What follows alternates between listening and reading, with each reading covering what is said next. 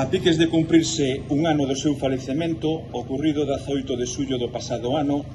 lembramos neste acto a figura de Vitorino, insigne galeguista e notario desta vila,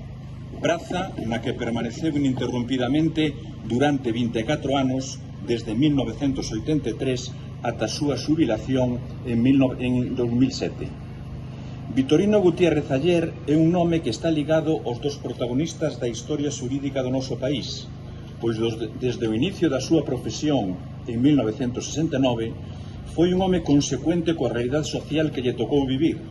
amosando unha profunda sensibilidade cara ao noso idioma que non dubidou incorporar como lingua oficial e protocolaria na redacción dos documentos notariais.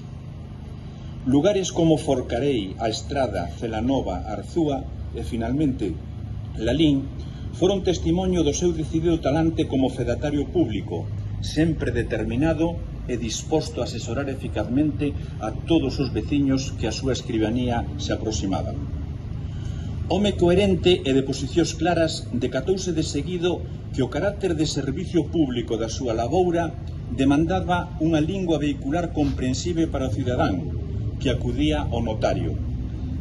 Este era maioritariamente galego falante, polo que debía superarse o absurdo de que xente galego falante de toda a vida non poidera formalizar nesta lingua os seus documentos persoalísimos de propiedade ou de última vontade, sendo manifestación cualificada de tal vontade interna a lingua en que ésta se exteriorizaba.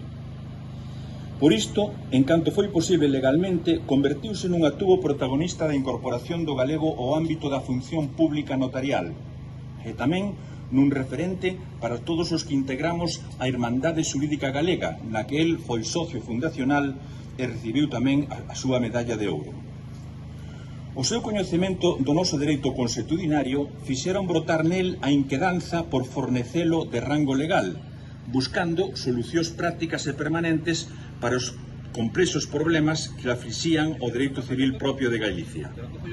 Para facilitar esta transición, Vitorino contribuiu activamente no proceso de desenvolvemento do dereito civil galego, formando parte como experto da Comisión Non Permanente para a Renovación da antigua compilación de 1963, entregando as súas conclusións ao presidente do Parlamento galego o 22 de marzo de 1991.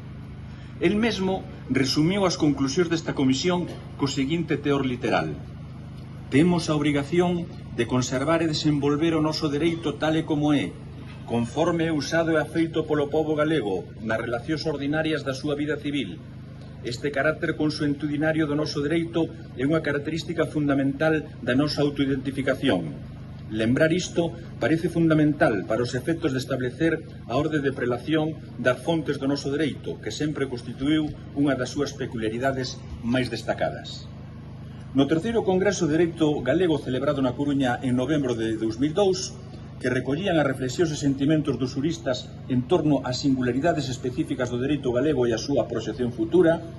Vitorino formou parte como poñente da sección sexta, que se ocupou do dereito sucesorio, deixando constancia do profundo coñecemento que tiña desta materia a máis amplia obxecto de regulación con 53 artigos e cuyas achegas foron incorporados á actual vixente Lei de Dereito Civil de Galicia do ano 2006.